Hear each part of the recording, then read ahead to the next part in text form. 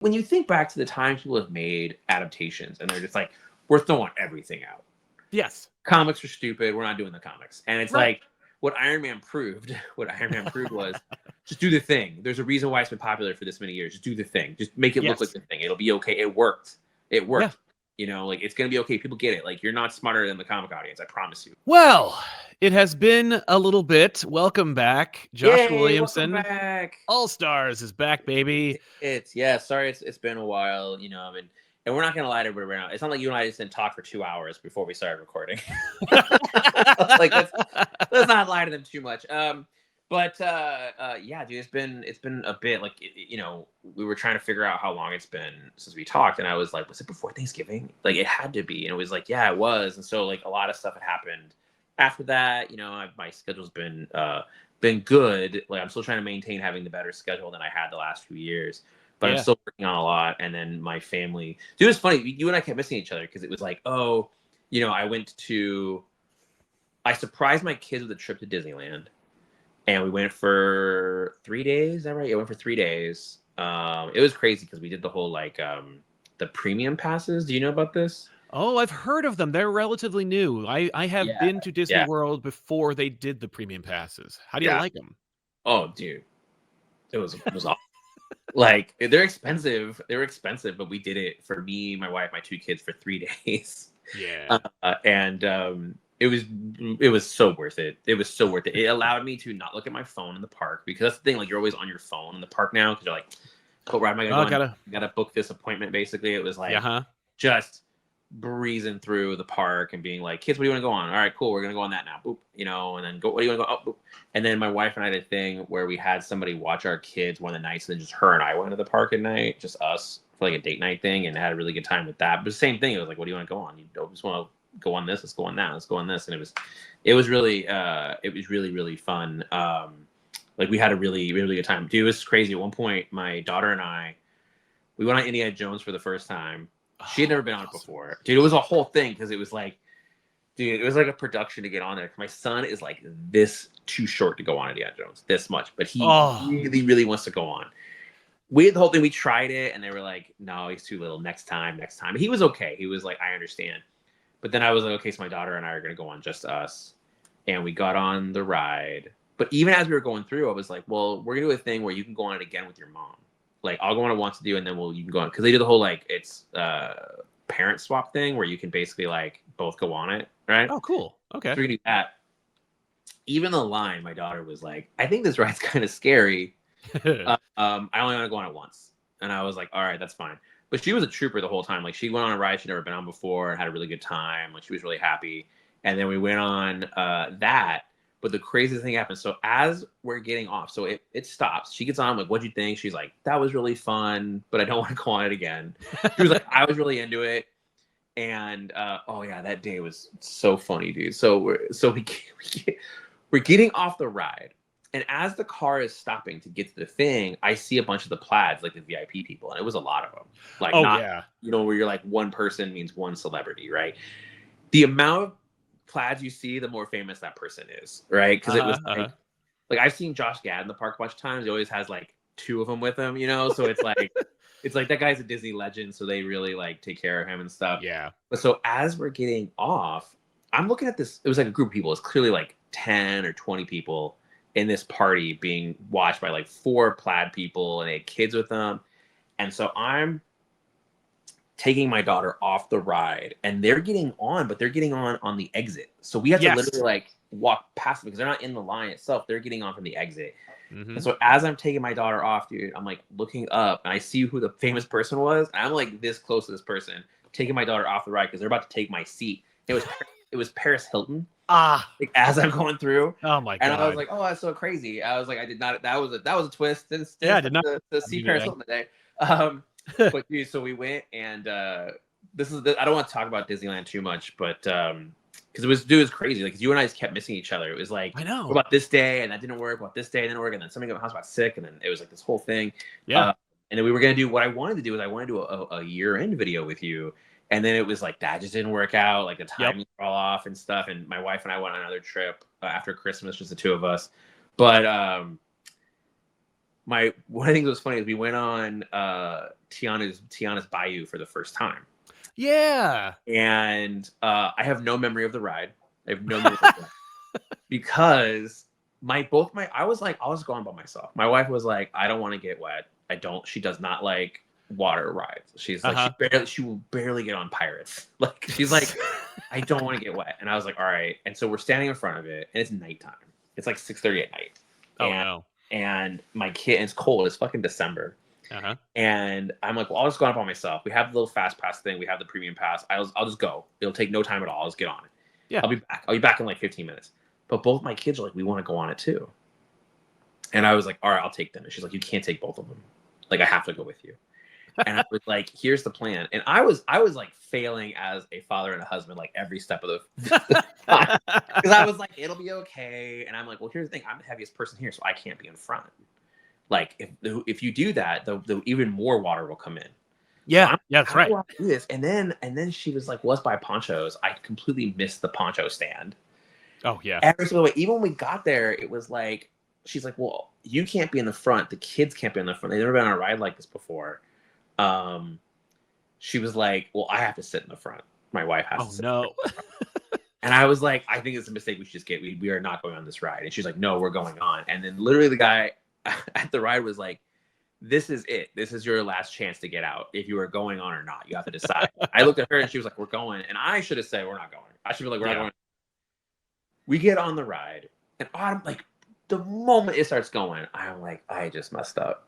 Like, everyone's gonna get drenched, and everyone's gonna get wet on this ride. The last time I went on it, when it was Splash Mountain, was like, the last time I went on it was probably 20. Like, I personally was able to go on it. It was 20. Oh man, the last time I went on was 2019. I had to really think about that for a minute. It was like 2019, and I was sitting in the front, and me and my friends got drenched. I mean, we're talking completely drenched. Yep. So she's sitting in the front, and I can see the back of her head, and I was like, fuck, we're going to get drenched. I can feel it. I can tell. And I'm like, the day is over, because they're going to go drenched. Like, we have to go. We got to change. Okay. We knew we were, well, this is also the night we were having the date night. So I was like, oh, man, this is going to be fun. I have no memory. I have like an out-of-body experience. I have no memory of that ride. I kind of remember things happening around me, you know? You were just so stressed. You were just thinking about how effed you were at the end of this ride. Yeah, dude. Well, because I felt bad, because so with the first drop, I heard her yell, God damn it. Like, she got, I mean, we're talking about, like, I saw it happen. You're talking about like a wave of water came up and got her. We heard later that like they on purpose have made Tiana's Bayou, they've added more water to make sure you get more wet. And so we've heard this from people like afterward. They're like, no, that's a thing. Like, they were honestly are saying that they did this. It's wetter than before. Dude, so my wife got like head to toe completely drenched. My daughter head to toe completely drenched. My son head to toe completely drenched. I got a little bit of water on my knees. I basically had, as by saying I can't be in the front, I essentially used my wife and children as bodyguards. Yes. Like, they shielded my body from the water. They got completely drenched. But that was the thing when we got off, and dude, I could see even before we got to the end, my son was shaking. Oh, he was really we were not built like I can handle being cold. My family cannot. But also, it's like they've never been on a ride like this before. It's cold. Thankfully, their jackets and stuff weren't with them. We had left them with our stuff, and so we had a stroller, and so it was like, all right. The moment we got off the ride, I was like, okay, we're just going home. But I mean, I can hear the walking and like the squishiness. Oh yeah, like everybody's feet. And I was like, fuck, we are fucked. And we got back to the house, or we got back to the hotel room, and everybody changed and stuff, and it was fine. They were content. They were happy. I felt a little bad because like my son wanted to go on one more ride that night, and we weren't able to go on it. But we went back the next day, so it was okay. Like it all got taken care of. All sort of everything that needed to work out after that. But it was one of those things where I have like zero memory of that ride. All I remember is like the back of my wife's head and my kids, and being like, oh, I made a mistake. Why did I do this? Why I should have waited. Or I should have been like, no, guys, listen, I'm just gonna go by myself. I just want to see it. It'll be fine. Don't worry about it. I'll like just we'll be cool. Go take them on Winnie the Pooh. Like, go and be Winnie the Pooh. I'll see you guys in like 15 minutes. It will not be that bad. Like, I'll be cool. Totally messed up. But so that plus work plus all these things is why we have not been recorded in a while. Yeah, and like you and I've had moments, but it was like either I got sick, my wife got sick, a kid got sick. Oh yeah, no, we've reached out to each other and talked. We've caught up a little bit, like here and there, just kind of being like, just a temperature read, how's things going? How are you feeling? Yeah. We were doing that, but we haven't been able to record in a while. But there's no massive comics dump, like no discussion about what's been going on or until this morning. Yes, which that was necessary. That's the thing where it's like we needed to get that through. Yeah, we just needed to catch up on stuff. But yeah, you know, things have been really good. Like I'm really happy. Like the Lex Luthor special just came out. We got a lot of cool stuff coming with Superman. You know, Superman 23 comes out at the end of this month. And that issue, it's crazy. One thing's been really interesting with working on Superman right now is that I'm trying to be better about not revealing things ahead of time. Like let there be surprises, let things build, you know, and like some of that means not saying exactly what's going to happen, and also like sometimes the solicits and the covers are going to be a little misleading, just because it's like I don't want to. I like that. Yeah, I prefer it too because I want there to be the reading experience. Like, you want to go, oh, I didn't know that was coming. Like it sucks when you go into a book and you know everything about it. Like when the last page is the same thing as the cover is always kind of rough. You know, that's always sucks. Like you try to actively avoid that. Sometimes you're like, listen, I want this book to sell at the same time, so you can kind of have no choice. You got to be like, yo, Doomsday's doing this, that, and the other thing. It's got to be big. Yeah. Well, I was talking to. Well, it's like that's the thing with the Time Trapper stuff. The fact that we were able to keep a secret that Time Trapper was like Old Man Doomsday, like that was something that I was like, oh man, this is we're not gonna make it. Like the fact that you don't see him on the cover until 23 was like a miracle. Like you know what I mean? Like we were able to keep it. But I think that the fact we had actual like present day, that's exactly what it was. You managed to do that because you had regular Doomsday tearing shit up in the covers for like leading up to that moment too. Yeah. So 23, I will say 23 is like important for the future. You're gonna see some really fun stuff in that issue that will like set up things down the line. Obviously the Lex special. I wish it had come out in a different order because the Lex special comes out. Came out already, but it takes place between 23 and 24. That's the only thing that was a little rough. Is it comes out before 23, but takes place sort of after 23. So it's like there's a weird math to that. But when it's collected, you'll be able to read it in order. Now, can you tell me a little bit about how that came to be? Because it reads like just a regular old issue of Superman with a little bit more of a. Yeah, I feel like it reads like this could have easily been in the next issue of Superman. It was supposed to be. It was supposed to be. We had talked about this at some point. You know, no, and by the way, I'm not bagging on it or anything. I'm just saying, like, it was hey, Lex special. This, and by the way, also integrally important if you're like, hey, where's Booster? What's going on with the card? Is there still going to be some kind of interesting convergence? Like, I want to know more about like the all-in stuff. The Lex special inadvertently ends up also being kind of like a check-in for what happened in the all-in special. So, like, it is, well, check that out. Yeah, it does, because it is, you know, it dates back all the way to when Mr. Terrific and Lex started working with each other at the end of Death Metal, right? Yes, you're linking it all together. You got Death Metal in there. Well, listen, we talked about before that, like, the stuff that Scott and I are doing with All In Absolute, we had actually pitched that to be the end of Death Metal. Oh my God, that was what we wanted the Death Metal to be. So when there's that scene where Mr. Terrific is like, oh, there's two worlds here, like, the Elseworld. I remember being like, oh man, and then when it finally came back around, I'm like, oh yeah, the Elseworld. Yeah, because the Elseworld. The Elseworld is the absolute world. It was like in its primordial state, and that's what he said. That's what Mr. Terrific says in the All-In special. He was like, "We knew about this thing, but now it's becoming something bigger because of stuff." I'm making sure I don't ruin anything for things that are coming, but like we say this in the All-In special, and so it's interesting to be like we're tying all these pieces together. That like, yeah, Mr. Terrific and Lex were looking into it back then, and so now it's like bringing it all back together. Exactly. So what happened was when we started talking about it, and I had this thing where I was like, well, I want to do an issue about just Lex. But it was just looking at the math of things this last year and being like, okay, when are we going to do the Superwoman special? When are we going to do this? We're going to do that. And at one point I was like, well, I want to do one more special this year. And we were talking and they were like, well, we think it should be the Superwoman origin. And I was like, that's okay, I can do that. But I was like, I still want to do a Lex special that is almost standalone, but is important. And we were talking about it, and it was like, well, could you do it as a 22-page comic? And I was like, yeah, I can do that. I can make that work. Yeah. And then it was like, okay. And then I said, well, here's the other piece of it is we'll make it so it connects to the All-In thing. Like that way it's not so random. Right. And they were like, that makes sense to us. And then I was like, okay, here are some of the pieces where these things are building, and we knew stuff for the future that was coming. So it was like, okay, we'll put these things together.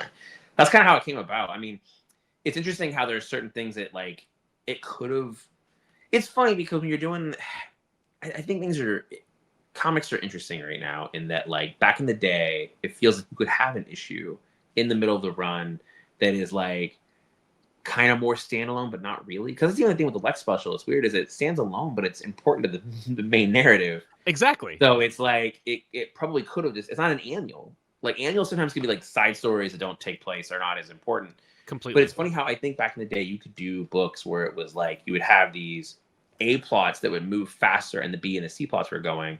But one of the things I've noticed about comics a lot the last like 10 years, I guess, maybe even longer than that, is how much the A plot ends up being the thing that goes longer, and there is almost no C plot. Like it's weird. It's like that weird where your C becomes your A kind of thing over time. Like you earn it is harder now, I think, and I think with this a lot.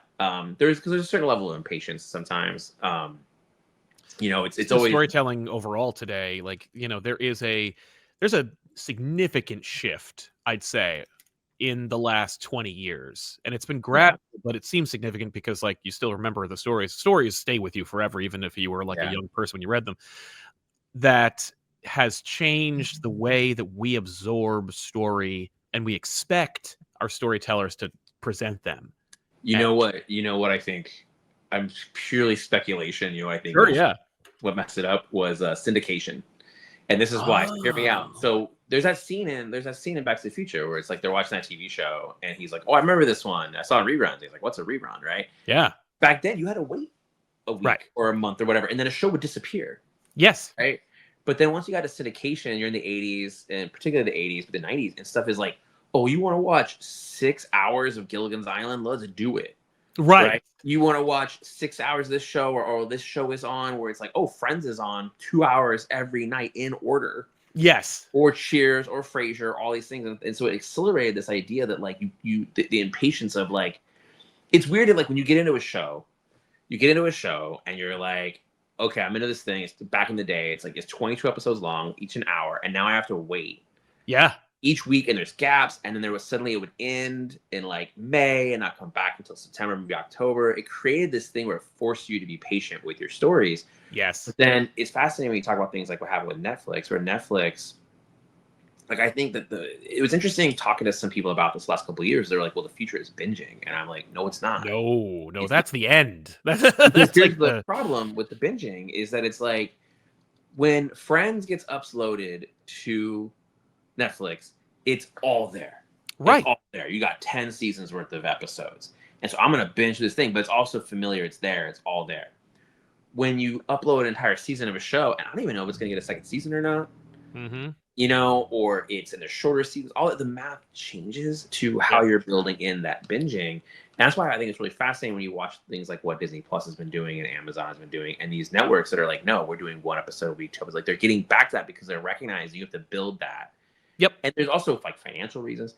Comics ran into the same thing where it's like once you get around to, and I find this is what's really fascinating. I know this, I talk about this a lot, where it's like with other creators about how much you can read books in their totality now, or before you have to wait. So if you're a new reader right now coming into comics today, and you discover Grant Morrison, right? And you're like, I'm gonna read all of JLA, all of it.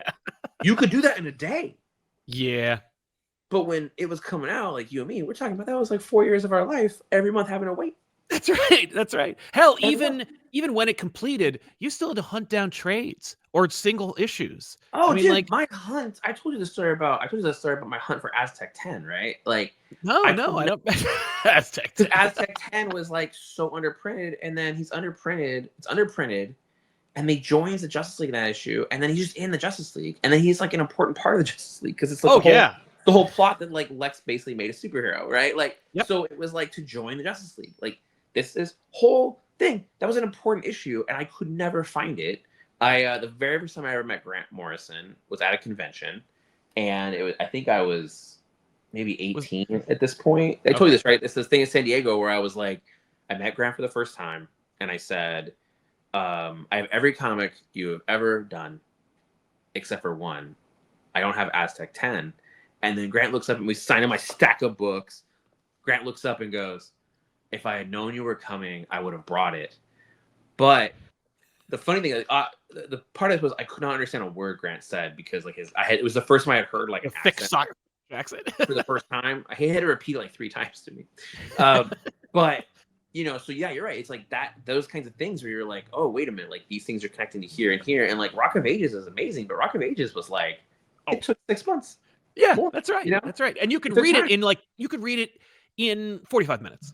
Yeah, and like there's things that we talk about where it's like Batman and Superman felt almost weekly, Spider-Man felt almost weekly. You know what I mean? Yeah. Things, but there were some books, man. You had to wait.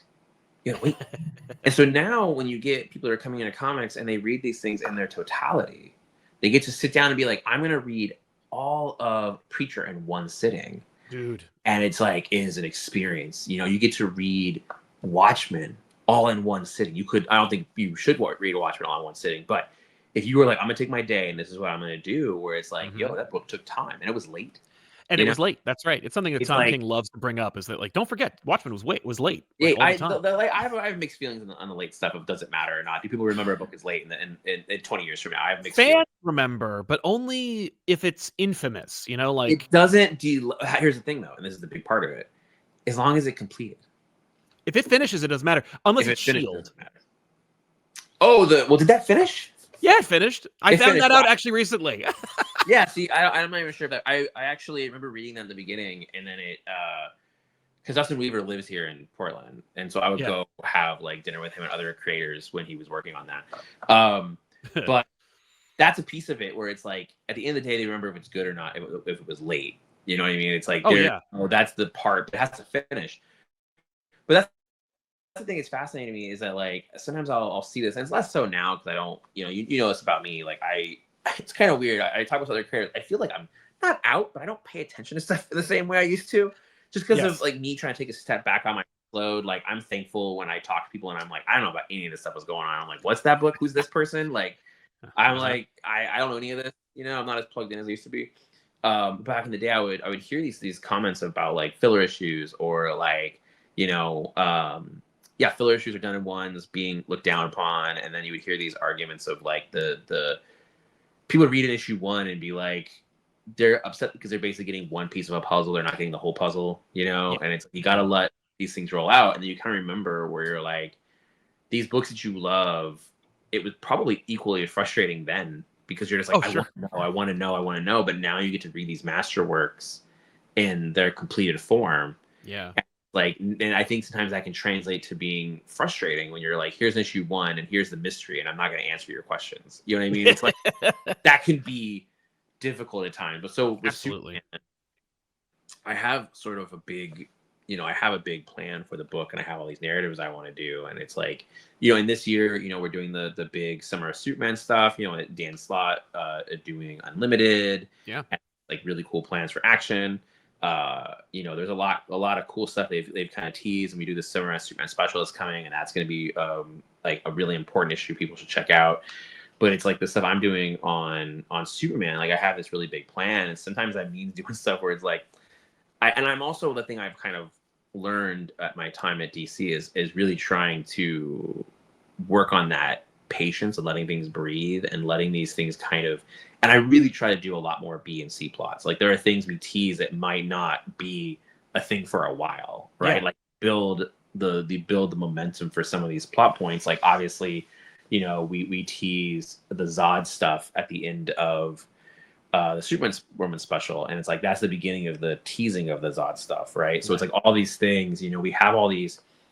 I think one of the things that's been really fascinating about watching DC post All In is the amount of toys that have been put on the table and how people are really taking their time to get to them and build them and make them important, And I think that level of kind of patience that we're having with the books, there's still a sense of urgency. I mean, you talk to Scott, like Scott is very much about like sense of urgency and making sure things happen, and like I'm in the same boat with him where I'm like, your A plots always need to change. Like, when I was on Flash, it was like, we're double ship, but it was like we were basically changing our A plot every single 6 months, three months really, because it was double ship. It was like, okay, our A plot is he's fighting the Rogues. Okay, our A plot now is he's fighting Grodd. Oh, now the A plot is fighting, Reverse Flash. It was like you had to keep on keeping your monster of the week changing. You had to look at like TV and that's what I've been doing more and more with Superman, is trying to find ways of building out those subplots, and sometimes it involves having a Lex Luthor one shot. Yeah. The story with that part of it was when Action Comics 1000 was being put together. I remember I was in the offices and I went into a room. They told me to go in a room, like go sit in a room, like wait for meetings and stuff. And I went in the room, and on the board was like their Action Comics 1000 plan, and it was way before Action Comics 1000 had come out. You're talking about maybe a year plus, and it basically like it was one of those things where like I shouldn't be seeing this sort of thing, you know. And I started looking at it, and it had all the names of the creators that were reaching out to people that were going to do stuff, and I was like, oh, you know, I was like, I wish I wasn't in that position at all with DC to be like, I want to get in there 1000, you know. And it's crazy when you look back at Action Comic 1000 where there was stuff they announced that ended up not being in it. Like they ended up being in the hardcover, but not in the one that actually came out, like the Wednesday one. Like later they put more in. Like they ended up producing more than they could fit into it, so they ended up with the hardcover came out. There were more. There's like all kinds of stuff with that. But so it was like, and obviously there was like a list of people that like had really had history with that character, and so I was like, and I was still like, and I remember being in that room and being like, I've been here for a few months, like I'm the newbie here, you know. But in that moment, I remember talking to Scott and Tom because what the stories they were going to do, and talking to them about the stuff they were doing and having my own thoughts on it. But it was funny. I remember at that time being like, oh, there are two things that I've always wanted to do with Superman. And it was funny because like Tom was like, oh, he wanted to do the Superman in a time story. And I was like, I've always been obsessed with this too. Like the idea that Superman is immortal and then he's still around in a time. And that's the story that Tom ended up doing in Action Comics. But 1000. But one of the things I started thinking about was I was like, you know, that relationship between Clark and Lex, and the fact of each other when they were kids. And I was like, how old was Clark? Or how was Lex? You know, and it was really, I've always like, Lex is one of my favorite characters. So it was like, I just, he's easily one of my favorite characters. And so thinking about him a lot in that relationship, that's how far back the idea of like, oh, Lex created this thing that could send music out. Yeah. And that Lex, the only person that would be able to hear it was Clark. And I just had that like in my notebook for the last, 8 years, I guess, 9 years. Of something I was like, that would be fun to do a story around that. And so when we started talking about what we were building with All In and the stuff with Superman and Lex, I was like, I'm gonna do that. I'm gonna find a way to do it and tell like an emotional story about Lex Luthor that also connects to our big picture plans, big picture ideas, but then also leads into the actual narrative. So I was really happy with that. Eddie Burrows is somebody I really like working with. It's great. Yeah, he's doing a couple issues when Dan doesn't do it, because Dan Moore obviously is killing it every time. Like every page is amazing, great stuff. And but I've always liked Eddie, and he and I did Speed Metal together. So I was like, okay, I want to bring in, like, it made sense to bring Eddie in, and it's been awesome working with Eddie, because 24 is drawn by Eddie. That's a really big issue too. I think there's a lot of stuff coming that's going to really surprise people. And then when we get to 25, and 25 is like our 2-year anniversary issue, and that has this like awesome. I might have sent it to you, but it has that wraparound cover with like kind of everything we've been doing in the book. Oh yeah, I remember you describing it. I'll send it to you, and after we're done talking, and that's a big moment where it kind of, I don't know, it's interesting to be like, we're just throwing more stuff at Clark, like more things are going to happen, more big stuff is coming. We're really trying to surprise people and do things that are unexpected, and then we'll lead into the stuff we're doing in the summer and the fall that is like, I'm really, really excited about, like I think the stuff we're doing there is really cool. I've been working on G.I. Joe. G.I. Joe has been really fun. I love working on that. Tom is killing it. Like every time he turns in pages, I'm just like, I am so lucky to work with Tom, who's just like hitting this like he was like a diamond in the rough. You know what I mean? Like I've known Tom for a long time, but he was doing the awesome work at Marvel, and the whole time I was like, I got to work with him again. And then here we are. We did Duke, and now G.I. Joe, and it's been, dude, it's awesome. Like it's every time pages come in, I'm like, man, this is a dream. Like it's so much fun to do, and we have a lot of cool plans for that. And then like I have, as we talked about, I have like maybe four secret projects I'm working on. One takes a big chunk of my time in my life. It's a really big deal. And then 3 books. There's other stuff we talk about, but there's like 3 books that I'm actively working on that are nowhere near ready to be announced that I'm really excited about. But that also takes up the time. Like, it's weird this year where it's like I mostly only have 2 books coming out this year, which just realistically is G.I. Joe, you know, like those ongoing books. And it's such a weird thing, like going from being like, because did we talk about this where Tyler, my assistant, he made the graphic, the year-end graphic, right? Of like, here are all the books I put out this year. Yes. Oh my God. I was talking to him about it, and I was like, so last year in 23, I released, I think it was like 43 or 45 comics. I think that's what it was. And I was like, that was a lot. I was like, man, that almost killed me.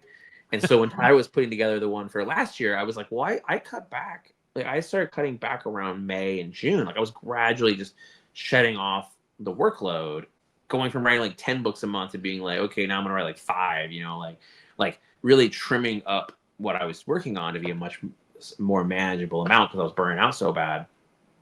And I started around like May, June, July. Like, that's really where I could feel it tapering off and getting to a better, like, healthier workload. And so when Tyler was building the graphic, I was like, well, it's gonna be less than 43, like, because in my mind I started doing less. And then he does the graphic, and I'm like, how many fucking books are here? And he was like, 58. And I'm like, are you joking? He's like, yeah, you did way more this year than last year. And I'm like, well, part is because you're talking about some of these projects were built the year before too, right? So it's like some of that was because of the workload. And I was like, damn, could you imagine if I hadn't stopped in like May and June? Yeah. Because if I had been like, no, I'm going to keep Batman and Robin, I'm going to keep Green Arrow, no, I'm going to do this, I'm going to do that. Like, dude, I would have, and if I'd said yes to a couple things, I would be just like melting. Oh, no, you would be just bones. Yeah. Oh, dude, it was really killing me. We talked about this. He was stressed. It was, I mean, I was it's the love of the game, man. You sometimes you can't say no. I mean, that's why Green Arrow managed to be what it was. It's I couldn't say no to it. And that's the thing, like, now it's interesting. I say no to stuff all the time now. I think I annoy people because they think I'm going to say yes, and I go, no, I'm not doing that. Yeah. Does it feel good, by the way, when you say no? You're like, yeah, I did that. Like, it depends. I've said no to some stuff where I told the person, like, listen, I'm saying no now, and these are the reasons why, but I will tell you in a month I will regret it. Right. Like, try to convince me if nothing happens in a month. I'm like, I still feel that bit of like, okay, I'm going to regret it. But, you know, saying no to stuff, I don't know if I would say good. I don't want to say good. Like, I'm not empowered by it. Like, I'm not like, oh, look at this new magic power I have. It's not like that. I'm just kind of, you know, I'm just sort of like, well, I know what I'm doing. I know where my workload is. I know what I need to be doing. I know what I'm happy doing, you know, and it's like, I feel like I'm entering into a different chapter of my life and career. And so it's like my priorities have changed. And so it's like, okay, here are the things that I want to do. Yeah. This is the stuff that I feel like working on, and also these are the ways that I can improve what I'm doing. And that involves not rushing. It involves not rushing and not taking out too much work. So it's like, and you can already see it. Like, I can already see it even in just a response to G.I. Joe and Superman. It's like, I can tell. But it is weird, dude, because you go from being like, I would have like, there were weeks where I would have 3 books out on the same week. Yeah. You know? That's right. It was like, I basically had a book out almost every week, to now where I'm like, I have no book out this week, no book out for 2 weeks. I'm like, this is weird. Yeah. Like, it's weird, but it's also, that's the part that's really interesting. Because also that's one of the bigger challenges of working on comics is, like, you know, there's half your day is spent writing comics and making comics, and the other half is spent on the business of comics. So it's like all the other stuff you have to do in terms of promotion, which sometimes the promoting of stuff, like, I don't consider this promoting, really. I probably should do more promoting on here, but I don't consider this promoting, you know? So it's like, I mean, you know, it's this arm of the business, I think, is about like awareness and reminders. But I mean, I think it ingratiates you to the audience. It makes you more of a real person. That makes the audience go like, I dig that Joshua Williamson cat. Maybe I wouldn't normally read Green Arrow, but now I will, you know, that kind of thing. And I think that actually does work. I mean, you know, there were for sure. I do understand that, and I do think that's part of it. And it's like, I would rather I have told you before, I would rather do this than I would do interviews, like you know, hard hitting discussions. Yeah, well, it depends. Sometimes, you know, there are some people that I don't mind. Like, you're going into it and you're like, okay, I know this is gonna be a bit more work. Not work. It's different. Different people have different what's the word I'm looking for here? Just different ways of doing things. Yeah. You know? So you kind of know what you're getting into going into it. But it's like, I don't always like doing a lot of interviews. I don't know. I like you know, it's I think a lot about like David Lynch and stuff, and it's like, you know, obviously he just passed away, but it's like I think a lot so much about David Lynch, his whole thing of like not wanting to explain what he does and stuff, and like that's, I think you're taking away. I mean, I was talking about this a lot recently. We were talking about people speculating, and I'm like, it's okay to let people speculate. Like that means they're talking, that means they're having fun with it. Right. You know, it's like let them, and that means you're doing a good job of creating a mystery that they feel like they need to figure out. You know, it's much more engaging, and you don't have to answer every single question and tell them everything. Like it's like, why would you want me to ruin the experience for you? Yeah. You know? So yeah, I'm more interested in like how things become what they are than like having it explained to me. That certainly happens in my line of work, where we're like, when we talk about like books being created, and like certainly when we went deep into Ultimate Invasion, you know, there's a lot of discussion about like whether the maker made the 6160 universe or found the 6160 universe. And I'm like, I kind of like that there's this like debate as opposed to being a definitive thing. You know, and people are like, sure, on one aisle or the other, and it's like fun to see that kind of. It's to see why they're coming at it. I was talking to my wife about this. We were talking about mysteries, and I don't even know how I brought it up. I don't remember what we were talking about, but I was like, you know, the mystery is the fun part. Yeah, that's the part that you engage with. The moment you get the answer to that mystery, guess what happens? That's the end of the movie. Like that's right. That's the end of it. So you have to like, and obviously TV shows do a good job of like making mystery, build mystery, and you know the A plots, B plots, shuffle down, whatever. But it's like, I think that it's okay to like, I was thinking about this with Superman. There was an issue one time where they wanted me to explain something, and I was like, we don't have to. Like, it's you don't have to. And then they saw like it was good, it worked out. But I'm like, you don't have to explain everything every time. Like, it's okay to let the reader kind of either figure it out on their own, which is a big one. You want people to figure it out on their own, and that's the thing about comic readers. Like, I always joke about this with comic people, where I'm like, you know, I think it was like Hickman, right? So Hickman was like, he made the Krakoan language. He's like, no one's gonna figure this out. And then like 15 minutes later, within right? within a day, they had within it. a day, like, people were figuring it out immedily. Listen, comic nerds, we will figure it out.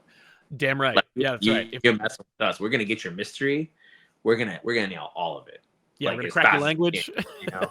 Well, so here's the thing. I want to ask you a question. So we're gonna talk about something, because I'm curious about this, because I watched it this week. So I'm curious your thoughts. Yes. I don't even know. So we're gonna shift away from work for a moment. Yeah, just some fun, comics fun. And I'm gonna ask you a very specific question, and then I'm gonna say my one theory on something, and then I'm just curious about it. Okay. What did you? I don't know. I know you made a video of it, but I didn't watch it. Yeah. What did you think of the Fantastic Four trailer? I loved it. Yeah, it's fun. Yeah. Straight up loved it. I mean, and it's funny because like you seen there was head. Yeah. It looks old. Like it. I looked at it like a lot more intense. Like, you know, when I saw it, I was like, man, that's it. Because I heard in the San Diego trailer, you get to see his face and stuff. But all right, fine. But recently, I was actually like just looking at the trailer again. I like got close up to it, and I'm like, oh man, like his helmet looks all old and like cracked and stuff. Like there's texture to it, and it's just, you know, you take it for granted because you see him anytime anybody depicts Galactus, and he looks great, you know. But it's like he looks new, you know. He doesn't. He's eons old, but it's like, you know, it's cool to see him like in this lived-in body, and I'm like, that's cool. That's it's so like I was so it's funny, like, you know, because the day before they said it was coming, and so when I woke up in the morning, I was like in bed, like crusty eyed, like what's happening, you know, like still, and I grab my iPad and I go to YouTube and I see it's on there, and I'm like, all right, cool. And it's like 7 a.m, which means I'd probably already been up for like 3 hours or whatever. Because I hit it, and I was still so out of it, asleep, that like my eyes could not adjust. Yeah. So I was like watching it all fuzzy, and I was like, no, I got it. What am I doing? Stop. So I like get up and be like, all right, I gotta do this. I gotta get my like brain going before I watch this, because, you know, I love the Fantastic Four, and yes, you and I've had this conversation where it's like, I think, and there's no offense to anybody in their taste, but like Roger Corman's Fantastic Four is probably the best Fantastic Four movie. Right? There, you know, it's funny. They're today, like now, in the light of this trailer, we're seeing a lot of like Tim Story apologists and people being like, actually, those movies were pretty amazing. And I'm like, enough. Like, if you live long enough, everything's amazing. I mean, I thought the first Tim Story one was okay. I enjoyed it. I'm not gonna say I enjoyed it. It had the pieces. Like, that's the thing that was always fascinating with that one. Yeah, all the pieces. It's like it had all the pieces. Like, all the pieces are there. The Doom thing was a little different than what I don't think anyone's been able to get Doom right. No, they haven't nailed it. Well, in animation, we've gotten Doom right at least. Oh, animation's a whole other. Exactly. Yeah. Listen, you watch that Avengers cartoon. Oh my God, he's so great. You're good to go. Yeah, that's all you need. Yeah, you're good to go. All that stuff is awesome. I even watched the Fantastic Four cartoon, the '90s one, recently, which is that first episode is so funny because they're on a talk show, which is like, this is so weird for a cartoon, but this is so accurate. Like, this is a great way to do this, to be like, have a talk show. It's like, but as the time, I actually started watching the Silver Surfer cartoon a couple nights ago, which I tried watching that like 10 times. I can never get that deep into it, but dude, even watching that first episode, I was like, man, this is so crazy. This cartoon exists. Like, it is a lore. It is getting into it. Like, it is getting into it, and it's weird. Yeah. Like, it's almost like this is. I would almost say it's too accurate. Like, but that's the thing about that one that's funny is that you have to really respect it, because it's like, it really is doing the thing that, like, at the time, when you think back to the time people have made adaptations and they're just like, we're throwing everything out. Yes, comics are stupid. We're not doing the comics, and it's like. What Iron Man proved was just do the thing. There's a reason why it's been popular for this many years. Just do the thing. Just make it look like the thing. It'll be okay. It worked. Yeah. You know, like, it's gonna be okay. People get it. Like, you're not smarter than the comic audience. I promise you. Like, people are gonna get it, right? So it's like, let them do the thing. But when I was watching it, I really liked it. Like, all the performances, I was like, dude, yes, this is it. Like, this looks like the thing. It it looks like what it's supposed to look like. Yes. I was like, I get it. Even the uniforms, I'm like, I'm down. Like, and there's so much about it where I'm like, this is a movie. Like, it's not just a vehicle. It's not just. I mean, and it's so smart. You know, when they announced it was going to be in another universe, my first thought was, you're an idiot. Wait, so horrible idea. Here's the thing. I don't know. Is it another universe, or is it just the past? It is another universe. Another universe. Okay, I have so many, like. So I didn't know that part. I thought it was just the past, and I was like trying to figure this out of like, how are they going to bring them over? Like, what is going to happen at the end of this movie? Or is it like, are they going to, you know, Captain America it, where something happens and they get sent to? I mean, you could. I mean, even if they get sent here, right? They get sent here. Like, how does it connect? Like, what's going to be the thing? Yeah, if it was the past, you just send them to the negative zone for, you know, time dilation. Yeah, and then that's exactly right. Yes, the two things that hit me in the trailer, and this is what I wanted to ask you about. There are two things. I'm like, this is pure speculation. I don't know anything about this movie, so pure speculation on my part. At the beginning, when he is laying out, this is where we live, and this is what we do every day, there was something very Stepford about it. Yes. And what I was trying to figure out was, in that moment, I was trying to figure out, is this the 60s? Or is this present day for them because of something happened? Right? Oh. Like, what is going on in their world where it looks like this? Is it the 60s or is it not? Is this something else? And that's what I started to try to piece together, was like, what is going on in their world that makes it? Because I was like, is this intentional? Because it's always fascinating when people make, because I was joking with my wife about this, and it's like, every decision you see in like a movie or a TV show, there was a meeting for that decision. Right. So, I mean, somebody had to sit in a room and talk about it. And I always love this when you're watching a TV show, you're like, can you imagine someone had to get up in front of that room and pitch something, and they had to pitch this like crazy thing? Like, every little thing, there was a meeting about it. Right.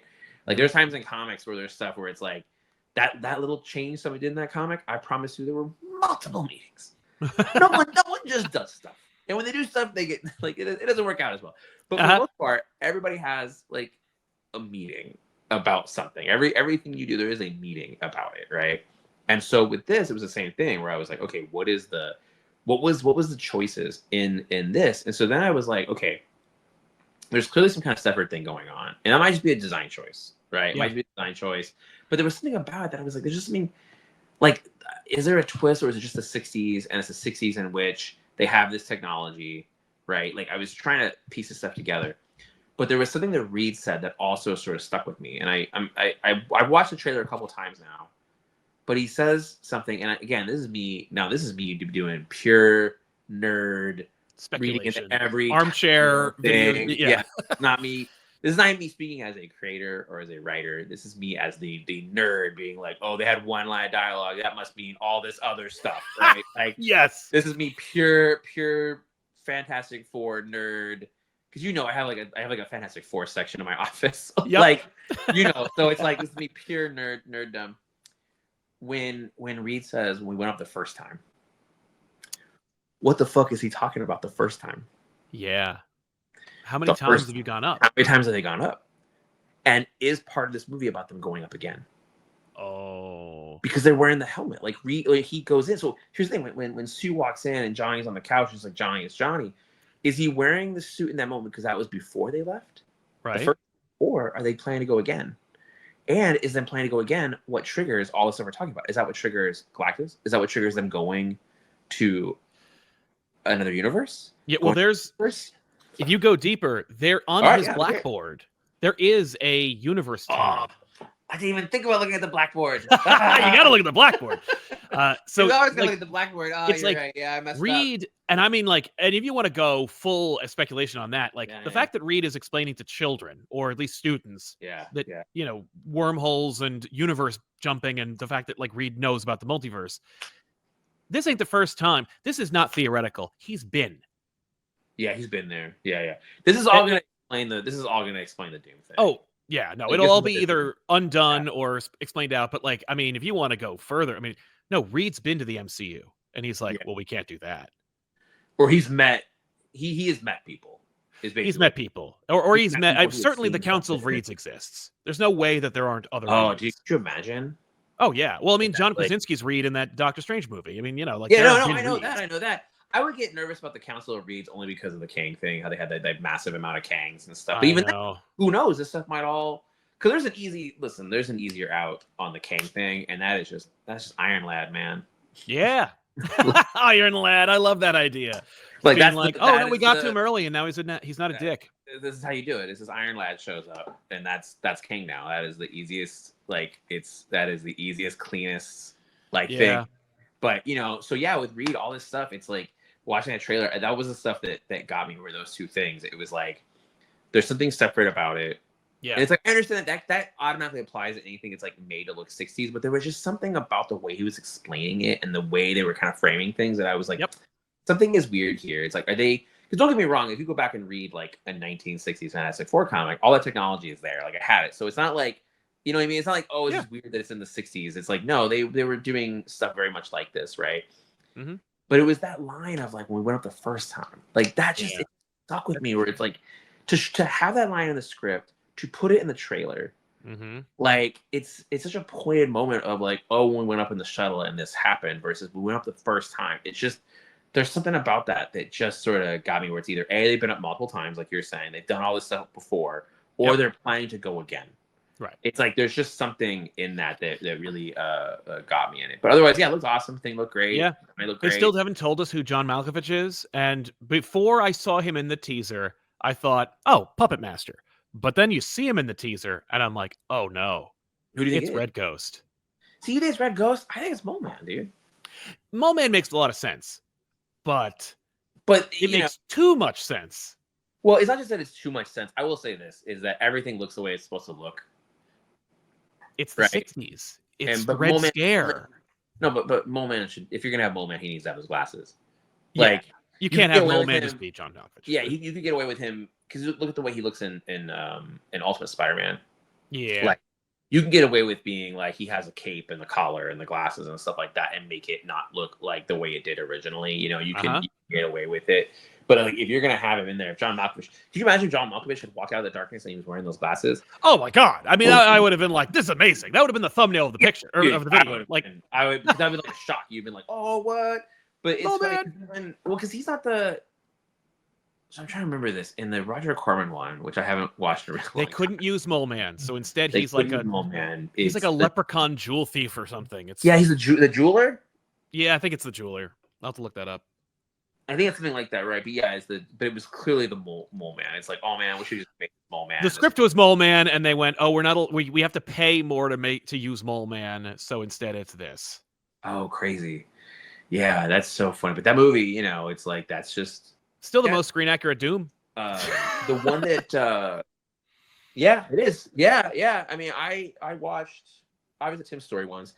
The one thing about the Tim Story one that bugged me was that in the second one, Dr. Doom gets the power cosmic for a second, and then he loses it and he drops out of the sky, right? Yeah. And he falls in the water. They never show what happens to him after that. I know, because they're like, we're going to bring him back in the third one. Like, there's no way we're not going to use him again. Yeah. And that was the end. He just fell in the water. And I'm like, did he die? He just kept sinking? Yep. Like, there should have been like I remember seeing that one in the theater, and I was like, there should be a post-credit of him like coming out of the water or something. Yeah.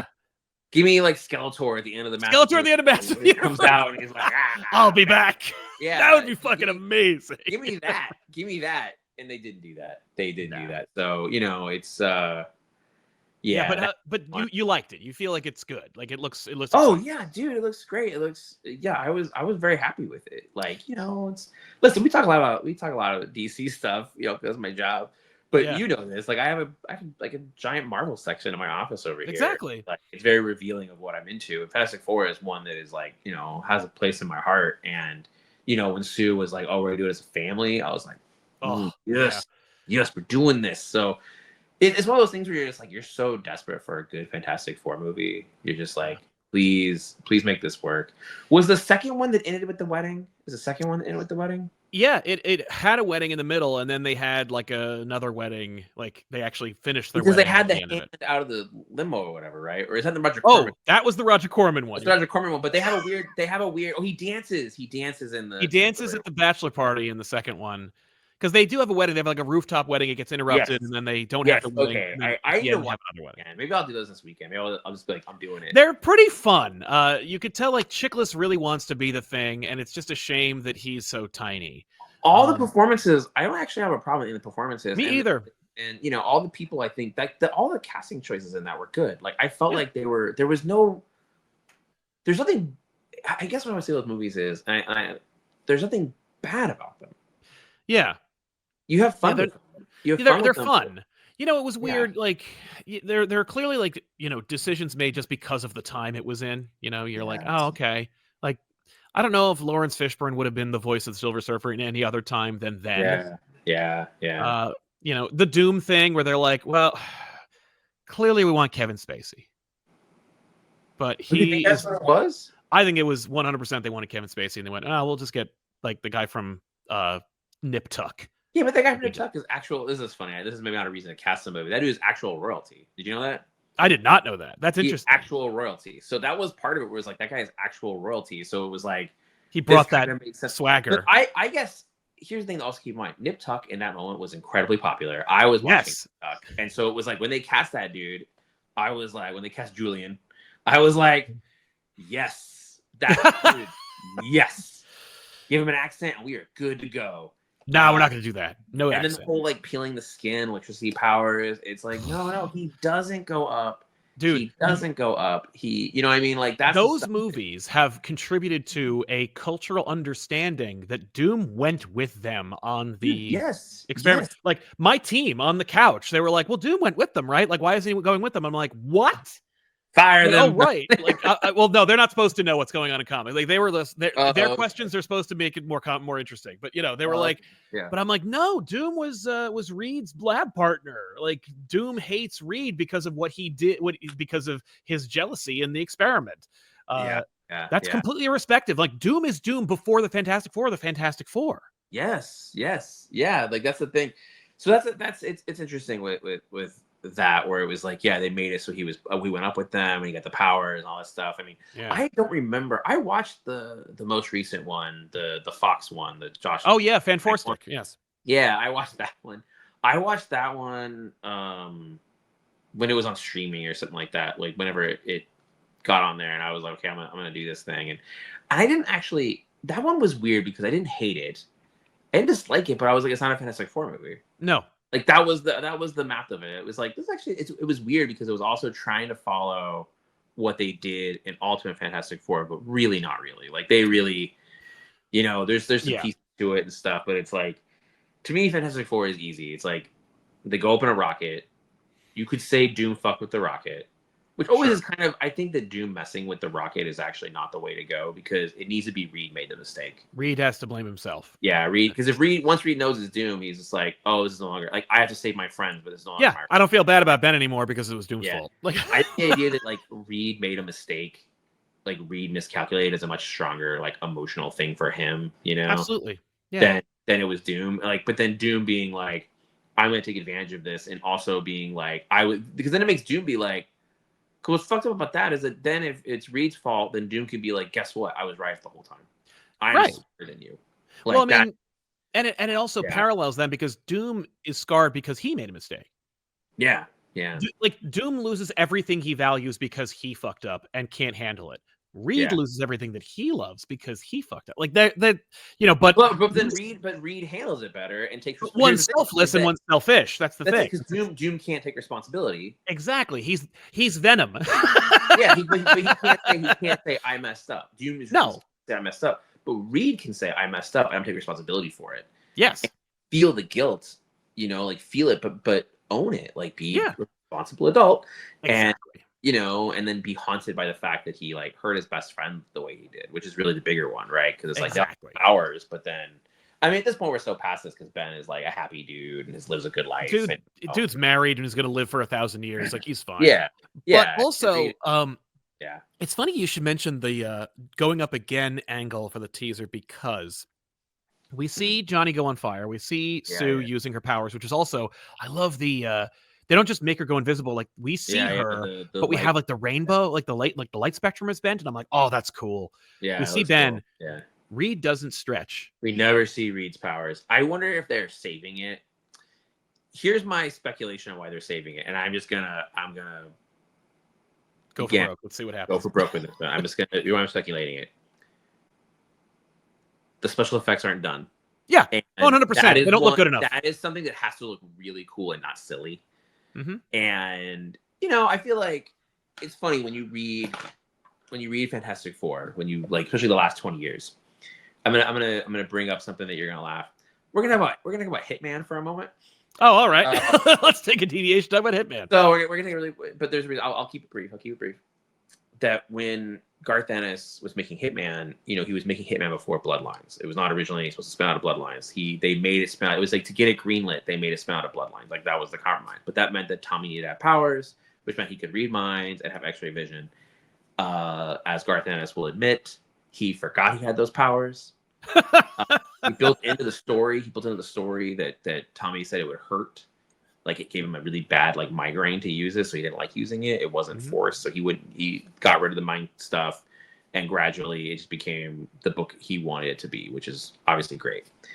I think people do the same thing with Reed, where sometimes like with Johnny, you look at like some of the Jack Kirby rules of like using the powers, and it's like I think about this a lot, where it's like you don't have to show them always like using the powers in a way. Like every time you show them, you should show them using the powers in some way. So it's like obviously the thing is visual, and you show him lifting heavy stuff, or taking a bullet or whatever. But then it would be this thing of like, he would be smoking a cigar and Johnny would be using the flame to light it, right? Yes. So that there are little tricks to use the powers. And that was one thing they did a lot in Fantastic Four that's really great, was showing them use the powers in like mundane ways, right? Yeah. So which is also a very Marvel thing to do, which is 100% great about Marvel.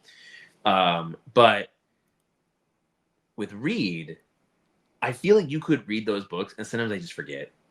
Like, Ryan North does a really good job of using the powers on a pretty consistent basis, but it's not like he's always like elongated man stretching everywhere, Plastic Man, but he does use the powers in different engaging ways. And I think that's what's funny about that is like you could go when you read some of these Fantastic Four books, like they could go a couple issues out Reed really using his powers, because Reed is one of the smartest people in the Marvel Universe. That's his real power, right? And that's the thing that you get a lot more of from him in a lot of ways. People really double down on that. Like that's the thing to use. So when you're introducing Reed, it's almost like, do you have to show the powers yet, or do you save that for like that trailer that's like the week before? And also when you 100% make sure the special effects look good. Yeah, like, you gotta make sure. My daughter became obsessed with Sonic the Hedgehog this last month. He did not have a single concern about Sonic. Was not into Sonic. I remember suggesting we watch Sonic movie. She did not want to. She went to a sleepover where they watched like one episode of the Knuckles show. And, yes. And then she was like, so since then, this has been like maybe 3 weeks ago, she is hardcore into Sonic. I have bought her mini Sonic books since then. She has watched all the Sonic movies, all the Sonic cartoons. I mean, that is like her thing. She is in. You talk to her about it. I got her the Sonic Encyclopedia. Is what it's called. She has been reading that, playing Sonic video games, the whole thing. And there was a reason why I was telling you about this. Now I'm like, he's just really into Sonic now. Yeah, it's like, okay. But so we were watching. So there was one day where she was like, we watched Sonic 3 the moment it was on streaming. So I'm watching it, and I was like, man, there are 3 of these Sonic movies. They just announced the 4th one. And you know the thing I kept thinking about watching that 3rd movie? Boy, am I glad they fixed this. Like, oh my God, you know they are too. They're like, oh my God, because I remember there was an article that was like, shame on you for bullying this poor studio into changing. It's hard because you know the people had to actually do the work. Like that was hard for them. That was hard for them, and I hope. Listen, you can hope they were paid. You better have sent them a friggin' like bonus check after. They need to be. I hope they've all been like, listen, you guys did it. Here's the 2nd and 3rd movie. You know, if you want, like, obviously things change and there's all kinds of crazy stuff in the way Hollywood works. But I hope. I don't know. It's hard to be like, I'm glad the studio made a bunch of money on this decision, but I do hope the people that like had to work on it were also compensated for it. Same. That all being said, yeah, man, like. Yeah, it literally, there are 2 worlds. There's one where that movie is an obscure joke. Yeah. And the other one where there's a massive franchise that spun out a show and 4 movies. Yeah, people are like, have you seen the horror movie called Sonic the Hedgehog? Exactly. Like, have you seen the umpteenth James Marsden failed pilot for his career? Like, well, at least he's on a show right now that I watched the first 2 episodes of and I liked, which we could talk about some other time. It's the Paradise Show. I watched the first episode. I like it. I'm curious, but again, I'm in that weird zone where I'm like, I have no idea what's popular right now. I have no idea what's doing well. This morning I was thinking about that movie that's coming out called Love Hurts. It's the and I went to Rotten Tomatoes to look up something else. I was like, I wonder how this is doing, and then I saw the score on Tomato. I feel like, let me ask you this question. Let me ask you this random Rotten Tomato question. Yeah, I don't really think of Rotten Tomato as like the end all of what is good or bad, right? No. However, because here's the thing, there are movies that I love that are low. Yep. What number do you think is considered, this is a problem? Single digits. Man, you are much more like, I think once you get under, at one point I would have said 40. Now I'm like, if you're under 30%, you might have a problem. I think under 20. Like if I see a 13%, I'm like, I think we can all agree that sucks. Yeah, there's some things. My wife and I used to play this when we had like Xfinity on demand. We would play this game. It's so dumb, but it was fun. Where you would have the scroll of like 5 movies to choose from, and you go on for like hundreds of movies, whatever. Right? And it was always 5, and it was each row. Yeah. And so we would make bets. Which movie has the highest score? Which movie has the lowest score? And it was shocking at times. Because you'd be like, well, of course that movie's a classic. It must have a high score. And it'd be like 12%. You're like, and then you get to like, I remember the one that got us the most was Home Alone. We were like, Home Alone's got to be in the 90s, right? Like that's it was 65%. 65? That's nuts. I'm like, dang. So like almost half the people that saw this movie did not like it. Like, you know, it's interesting when you look at that. And it's like, so yeah, that's my question. So you think, single digits is rough. If you're in a single digits, it's like, it's got to be like in the teens. Like if it's under 20, that's the bad. That's when you go, there's no arguing it. Like, yeah, you messed up. Yeah, it's rough. Because I mean, you have this discussion before about like reviews and stuff. Where I always tell new writers, I'm like, listen, pick your favorite movie. Go to Amazon. Look at the 1-star reviews. Just dive in. You'll be okay. But you're gonna be like, oh my god, like it'll shock you. You know. Yeah. And but that's why I was curious about this. Where I was like, what is the number that I would be worried? Because it's like, because things are so weird with reviews in general, that it's like, what is the number that, because I think even if something is in the 60s, that's fine, 50s, 40s. It's once you start getting below 30 that I'm like, oh, you might have a problem. Like that's where I start getting, because I said to you before, I have never in my life liked something and then had a review make me not like it. No, same. Yeah, I've never read a review and been like, if anything, I might be like, this person is wrong, I love you even more. Like that's more likely. Yeah. You know? I've never read a review and been like, they're right. This movie sucked. This movie that I totally enjoyed, had a great time with. They're totally correct. Like that's just never happened to me before. Exactly. But yeah, I'm curious about that. But yeah, with Fantastic Four, man, I just wanted to like, God, I just want to work. I just want to work so bad. I want it to work. And what's funny is like, there's this belief, like, what if this is the Marvel universe? Like, it's the 60s and shit. Like, what if Spider-Man is here? Dude, that's crazy. Like, what if the Kirby X-Men are here? You know what I mean? Like, what if this is the proto Earth, where like everything comes out of it, you know, or could have come out of it? Like, this is the comic accurate MCU world. This is gonna get so fascinating because once they start getting into like all the encouraging stuff and they start really digging into like if that is where they're headed, because I don't know, I have no idea. Like, I don't know. It's funny. I never. This is a weird tangent to get into. I don't watch talk shows. Like, I don't watch like they're awful. Yeah. Why don't I watch them? Because again, I don't really want people to explain movies to me and that kind of thing. I mean, so it's like I don't pay attention as much. So it's like what you're talking about. It's like I feel like I'm outside. So it's like there's probably all kinds of speculating going on. But what Marvel's doing, I have no. I don't know. I'm just I see it because people are like just throwing their ideas out into the ether, and I'm like, oh, that's interesting. Well, I don't watch trailers normally. Yeah. Like I have a rule. I watch the first one. That's smart. I'll watch the first trailer, and then I'll never watch anything else after that. I will actively avoid watching anything after the first trailer because the closer you get, the more they reveal. Oh yeah. And I just try to watch the one. So like even now, Fantastic Four, I saw the one. And it's gonna be hard, but I will just actively avoid it like as best as I can, you know. And it's and we'll talk about this. I can't talk about it too much. Yeah, you've seen the Superman trailer, right? The Superman trailer also looks awesome. That's all I can say. That's totally fair. Listen, you and I had this conversation. Like they had us sign like a stack of NDAs. No, it's like I don't want to accidentally say something. Also, because it's like it's saying that we always talk about the comics. It's like you don't want to accidentally say something that ruins somebody else's thing. Exactly. Right. Like you don't want to mess up somebody else's plan. So, the fact that I may potentially know more, I try to be very careful to not say something that So even with that, it's like I've only seen the. Oh, I can't even say too much more. Yeah, no, you've been there. Yeah. I so anything you saw can spoil it. So I probably know. Yeah, but so yeah, dude. Like it's been that Fantastic Four trailer looks great. To bring it back around to Superman, because I have to get back to work now. Yes. Yeah, watching that trailer, it's awesome. I'm really excited about the stuff that's going on with Superman. I feel like what we've already revealed in terms of Superman comic book stuff that's coming, I feel like it's just the tip of the iceberg of the stuff that DC's building. Like Paul Kaminsky, who's the group editor for the Metropolis group, he loves Superman. That is his favorite character.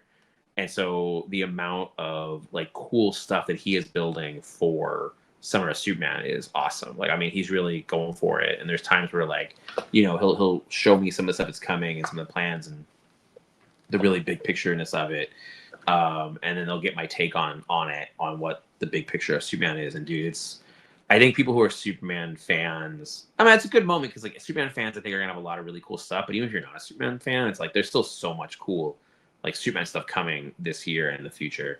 I'm glad I get to keep writing Superman. I'm excited for what's coming in the book. I hope people read the Lex special because yes, that's going to be important. Yep. And I think that's one thing about what I'm doing with Superman and the stuff you'll kind of start seeing teases of in issues 23, 24, and 25 is how important the Superman book is, not just to the Superman books, but to like the greater story that we're telling with All In the DC universe. So I hope people check those books out. I hope they keep reading Superman and see what we're doing. And even if you like just check out Superman for the amazing Dan Mora art, like I think that's totally worth it. Yeah. I mean, yeah, it's amazing. It's amazing. Yeah. And stuff that he's gonna be drawing soon. I don't know. It's gonna get bonkers.